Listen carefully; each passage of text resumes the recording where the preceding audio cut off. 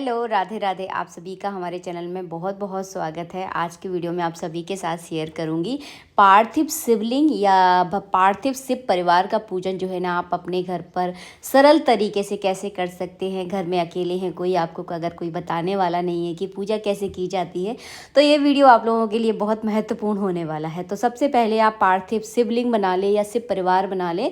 तो शिव परिवार में जो है ना, पूरा परिवार बनाया जाता है। जिनको नहीं पता उनको मैं बता देती हूँ। गणेश जी, पार्वती माता, नंदी जी, कार्तिकेय और शिवलिंग, ये पूरा परिवार जो है ना हमने आज बनाया है अपने ही घर में। अगर आप पूरा परिवार नहीं बना पा रहे हैं, आपको नहीं बनाना आता, तो केवल मिट्टी के शिवलिंग आप बनाकर जो है ना उनकी पूजा आप कर सकते हैं। पार्थिव शिव परिवार यानी मिट्टी का शिव परिवार। समझ में आ गया ना? काफ़ी सारे लोगों को नहीं पता होता, इसीलिए मैं आपको अच्छे से समझाने की यहाँ पर कोशिश कर रही हूँ। तो देखिए, ये बना लिया हमने पार्थिव शिव परिवार, और आज के दिन इनका ही पूजन करेंगे।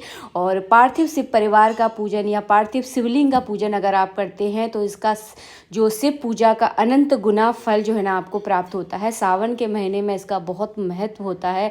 कईयों लोग तो जो है ना डेली भगवान शिवलिंग जो है ना मिट्टी के बनाते हैं, डेली उनकी पूजा करते हैं। उनमें से एक मैं भी हूँ, मैं भी डेली बनाती हूँ। और यहाँ पर जो है ना पंडित जी तो अपनी पूजा पाठ में देखिए लगे हुए हैं। तो आज मैं अकेली पूजा करने वाली हूँ और आप लोगों के साथ शेयर भी करूँगी कि किस तरह से मैं पूजा करती हूँ, बिल्कुल सरल सिंपल तरह से। ये देखिए, ये है मेरी सारी पूजा की सामग्री। पूजा की सामग्री का वीडियो ऑलरेडी मैं आप लोगों के साथ शेयर कर चुकी हूँ, इसलिए मैं ज़्यादा नहीं दिखाऊंगी इसमें। चलिए अब शुरू करते हैं पूजा करना। मिट्टी से बने हुए शिवलिंग की जब आप पूजा करते हैं तो इस तरह से उनकी व्यवस्था बना दें आप। सबसे पहले क्या करना है, एक बड़ी मैंने परात ली है। परात के ऊपर मैंने उल्टी करके जो है ना कांसे की थाली रख दी है, और उसके ऊपर जो है ना पूरा शिव परिवार इस तरह से मैंने विराजमान कर दिया है। इस तरह से करने से ये होता है, जब इन पर आप जल चढ़ाते हैं, पंचामृत चढ़ाते हैं, तो मिट्टी की मूर्तियाँ डूबती नहीं हैं, और डूबेंगी नहीं तो बहुत देर तक जो है ना ये खंडित नहीं होती हैं। तो जब तक हम पूजा करेंगे कोई हमें दिक्कत नहीं आने वाली है, और बाकी आप लोग वीडियो में देखोगे। तो सबसे पहले क्या किया है मैंने, भगवान के दाहिने और यहाँ पर घी का दीपक मैं प्रज्वलित करूँगी। हर वीडियो में मैं आपको दिखाती हूँ, सबसे पहले आपको दीपक ही प्रज्वलित करना है चावलों के आसन के ऊपर, ताकि जिस कामना के तहत आप इस पूजा को कर रहे हैं वो निर्विघ्न संपन्न हो और भगवान का आशीर्वाद हम सब पर बना रहे। को प्रज्वलित करने के बाद मैंने उसका पूजन कर दिया। फिर अपने सीधे हाथ में थोड़े से चावल, एक फूल और एक बेलपत्र लेकर पूरे शिव परिवार का आपको मन में ध्यान करके जो है ना बेलपत्र और चावल सबको जो है ना भगवान पर इस तरह से आपको अर्पित कर देना है। तो आज बिल्कुल सरल तरीके से मैं आपको दिखाने वाली हूँ। अगर आपने अभी तक कभी शिव परिवार का पूजन नहीं किया है तो आप बेझिझक होकर जो है ना अपने घर में कर सकते हैं। इसके बाद हम गंगा जल से सभी को स्नान करवाएंगे। सबसे पहले शुरुआत जो है ना गणपति जी से होती है, उसके बाद पार्वती माता की, उसके बाद नंदी जी पर आपको जल चढ़ाना है, उसके बाद कार्तिकेय पे चढ़ाना है, उसके बाद सर्प पर, और सर्प के बाद शिवलिंग पर जो है ना जल चढ़ाया जाता है। तो ये विधि होती है, यही क्रम होता है पूरी पूजा का। पूरी पूजा जो है ना आपको इसी क्रम से जो है ना करी जाती है। तो हमने यहाँ पर शुद्ध जल चढ़ाया, उसके बाद हम यहाँ पर कच्चा दूध ले रहे हैं। तो कच्चे दूध पर सबसे पहले हम गणपति जी पर चढ़ाएंगे, उसके बाद पार्वती माता पर, उसके बाद नंदी जी पर, उसके बाद कार्तिकेय, फिर भगवान शिवलिंग पर। आप चाहें तो पांचों चीज़ों को मिलाकर पंचामृत अकेला भी जो है ना चढ़ा सकते हैं। आप चाहें तो पांचों चीज़ अलग अलग चढ़ा सकते हैं। मैं यहाँ पर पांचों अलग अलग चीज़ें चढ़ाने वाली हूँ, क्योंकि मेरा बहुत मन था कि मैं पांचों अलग अलग चीज़ें चढ़ाकर जो है ना भगवान की जो है ना पूजा और आराधना करूँ। चढ़ाने के बाद मैंने यहाँ पर दही चढ़ाया है। दही चढ़ाने के बाद मैं यहाँ पर घी चढ़ाऊँगी, शक्कर चढ़ाऊँगी, शहद चढ़ाऊँगी। तो ये सारी चीज़ें मैंने अलग अलग चढ़ाई हैं। इसके बाद जो है ना हम यहाँ पर शुद्ध जल से भगवान को स्नान करवाएंगे।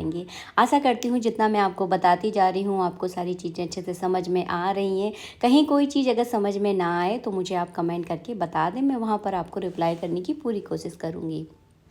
इसके बाद जो है ना मैंने बढ़िया सा शुद्ध जल से आपको स्नान कराना है। कहीं भी दूध, दही, घी, शक्कर जो है ना लगा नहीं रहना चाहिए। इस तरह से आपको स्नान कराना है। एक बात का आप विशेष ध्यान रखें, जब भी आप स्नान कराएं तो जो पार्थिव मूर्तियाँ होती हैं, पार्थिव यानी मिट्टी से बनी हुई मूर्तियाँ होती हैं, उनको बार बार टच नहीं किया जाता, उनसे बार बार हाथ नहीं लगाया जाता। क्योंकि आप अगर बाई चांस अगर हाथ लगाएंगे और वहीं से अगर मूर्ति अगर कहीं से चटक जाती है, टूट जाती है, तो उसका बहुत दोष लगता है। तो इस बात का आपको ध्यान रखना है। हाथ थोड़ा सा आपको कम ही लगाना है, जहाँ पर ज़रूरत हो वहीं पर लगाएं, बार बार मूर्तियों से हाथ आप ना लगाएं। तो मैं यहाँ दूर से ही जो है ना इस तरह से स्नान करवा दूंगी। और देखिए पूरा पंचामृत बढ़िया से साफ़ हो गया है। इसके बाद किया जाता है श्रृंगार। तो हमने जो है ना कलावा रूपी बस जो है ना दो दो इस तरह से आप तोड़ लीजिए। सबसे पहले गणेश जी पर 2 बस चढ़ा दीजिए। तो सब पर जो है ना हम वस्त्र चढ़ाएंगे। वस्त्र चढ़ाने के बाद जो है जनेऊ चढ़ाया जाता है। सबसे पहले आपको गणेश जी पर जनेऊ चढ़ाना है, उसके बाद शिवलिंग पर आपको जनेऊ चढ़ाना है। तो इस तरह से जो है ना आप जनेऊ पहना दें। अगर मूर्तियों को पहनाने में अगर थोड़ी सी भी दिक्कत हो रही है तो ज़बरदस्ती ना करें, क्योंकि आपके पहनाने के चक्कर में कहीं मूर्ति खंडित ना हो जाए, इस बात का आपको विशेष ध्यान रखना है। तो गणेश जी को हमने चंदन का तिलक लगा दिया। उसके बाद पार्वती माता पर रोली का टीका लगाया जाता है और उसके बाद सबको हम चंदन का ही टीका लगाएंगे। भगवान शिव पर रोली नहीं चढ़ाई जाती, तो कृपया करके उन पर चंदन ही चढ़ाएं। तो सब पर जो है ना इस तरह से आपको श्रृंगार करना है और चंदन लगाने के बाद जो है ना सभी पर आपको अक्षत यानी चावल चढ़ाने हैं। अगर आप कोई महिला इस पूजा को कर रही हैं तो कृपया करके पार्वती माता का श्रृंगार आपको ज़रूर करना है। यहाँ पर मैं पार्वती माता की पूरी मांग भर दूँगी और अगर आपके पास कोई मंगलसूत्र है जो आप चढ़ाने के लिए लेकर आई हैं तो वो उन्हें पहना दें, माला पहना दें, चूड़ियाँ चढ़ा दें और चुन्नी उन्हें ओढ़ा दें। तो इस तरह से पार्वती माता का आपको पूरा श्रृंगार करना है। जिन लड़कों की शादी नहीं हो रही है, इंतज़ार कर रहे हैं कि उनको उनकी दुल्हन कब मिलेगी, तो वो लोग जो है ना इस तरह से पार्वती माता का अगर डेली श्रृंगार करते हैं तो बहुत जल्दी उनके शादी के योग बन जाते हैं। ये नहीं कहूँगी कि फटाफट शादी हो जाती है, ऐसा नहीं होता, टाइम लगता है, लेकिन योग जो है ना बहुत जल्दी बन जाते हैं। हमने यहाँ पर इत्र लगा दिया क्योंकि इत्र भी श्रृंगार में बहुत ज़रूरी होता है। तो इस तरह से धीमे धीमे हाथों से लगाना है। हो सके तो कॉटन का ही प्रयोग करें, कॉटन में इत्र लगाकर भगवान पर चढ़ा दें, वो सबसे अच्छा तरीका है। मुझे इस समय कॉटन मिली नहीं थी, इस वजह से मैंने हाथों से लगाया है। इसके बाद जो है ना पार्वती माता पर हम जो है ना इस तरह से बिंदी लगा देंगे। ओढ़नी यानी चुन्नी पार्वती माता पर इस तरह से आप उड़ा दीजिए। इसके बाद आप सुहाग सामग्री जो है ना, सुहाग सामग्री आपको पता है कौन कौन सी होती है, सारा सामान जो है ना सुहाग का पार्वती माता पर आपको अर्पित करना है। इसे आप चाहें तो बाद में अपने लिए भी जो है ना रख सकते हैं। इस श्रृंगार को आप चाहें तो दान कर सकते हैं। आप ऐसा करें, जो श्रृंगार का सामान आपने चढ़ाया है उसे आप दान कर दें। जो पार्वती माता को आपने पहनाया है उसे आप जो है ना स्वयं अपने लिए रख लें। इसके बाद हम यहाँ पर गुलाल चढ़ा रहे हैं, पीले कलर का गुलाल चढ़ा रही हूँ यहाँ पर। आप चाहें तो गुलाबी भी यूज़ कर सकते हैं। ज़्यादातर जो है ना हर वीडियो में मैं गुलाबी कलर का गुलाल चढ़ाती हूँ। इसके बाद हमने यहाँ पर सिंदूर चढ़ाया है। सिंदूर भगवान शिवलिंग पर जो है ना नहीं चढ़ाया जाता, तो आप ना चढ़ाएं, गणेश जी पर, पार्वती माता पर, बाकी सब पर आप चढ़ा सकते हैं। इसके बाद फूल माला अर्पित कर दीजिए। तो फूलों की माला सभी को जो है ना मिलजुल कर मैंने इस तरह से पहना दी है। आप फूल भी चढ़ा सकते हैं। पार्वती माता को गुड़हल का या गुलाल का फूल चढ़ाइए। भगवान शिवलिंग पर जो है ना अपराजिता का फूल विशेष रूप से चढ़ाया जाता है, तो अगर आपको मिल जाता है तो आप जो है ना ज़रूर चढ़ाएं। इसके बाद चढ़ाएंगे हम बेलपत्र। तो बेलपत्र आप चाहे तो 108, अगर सावन के महीने में अगर आप बेलपत्र चढ़ाते हैं तो बहुत शुभ माना जाता है। अगर मिल जाए, ना मिले तो क्या कर सकते हैं। और हाँ, कृपया करके जब भी आप बेलपत्र चढ़ाएं, बेलपत्र की डंडी तोड़कर ही चढ़ाया जाता है। बेलपत्र के ऊपर आप चाहें तो अपनी मनोकामना लिख सकते हैं। आप चाहें तो मेरी तरह इस तरह से चंदन लगाकर, चावल लगाकर जो है ना बेलपत्र चढ़ा सकते हैं।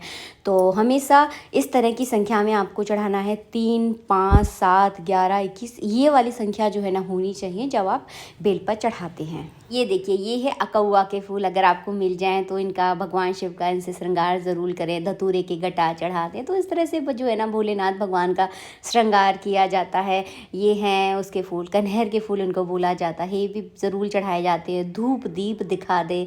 उसके बाद जो है ना गणपति जी को आपको दुर्वा चढ़ानी है, क्योंकि गणपति जी पर दुर्वा ही चढ़ाई जाती है। तो हम गणपति जी को दुर्वा अर्पित जो है ना कर देंगे। इसके बाद लगाया जाता है भोग। जिस दिन आप अपने घर पर पार्थिव शिवलिंग का पूजन करने वाले हैं, अभिषेक करने वाले हैं, उस दिन जो है ना अपने घर पर आप कुछ घर में ही कुछ मिठाई बना दें, क्योंकि घर की बनी हुई चीज़ में जो है ना शुद्धता होती है। तो आप घर की बनी हुई चीज़ का ही हो सके तो भोग लगाएं। अगर आपके पास टाइम नहीं है तो आप मार्केट से मिठाई लाकर भी उनका भी भोग लगा सकते हैं। मिश्री का जो है ना मैंने यहाँ पर भोग लगाया है। वैसे अभी थोड़ी देर से मैं कुछ मिठाई बनाऊंगी और उसका भोग ज़रूर लगाऊंगी। और हाँ, भोग में जो है ना बेलपत्र आपको ज़रूर डालना है, क्योंकि बेलपत्र बहुत ज़रूरी होता है। यहाँ पर हमने मिश्री का भोग लगा दिया। ऋतुफल का मतलब होता है जो इस मौसम में फल आ रहे हों। तो ये तो देखिए आम का मौसम है, आम और जामुन इस मौसम में बहुत ज़्यादा आती हैं, तो आम का, जामुन का भोग लगा सकते हैं अगर आपके शहर में मिलती है तो इस तरह से आपको भोग लगाना है। भोग लगाने के बाद इस भोग को आप प्रसाद के रूप में अपने सभी घर वालों को बांट सकते हैं। अपने आस पड़ोस में भी बांट सकते हैं। ऐसा कोई ज़रूरी नहीं है कि केवल घर वालों को ही बांटना बांटना है, आस पड़ोस में भी जो है ना बांट सकते हैं। इसके बाद हम पूरे पार्थिव शिव परिवार की आरती करेंगे।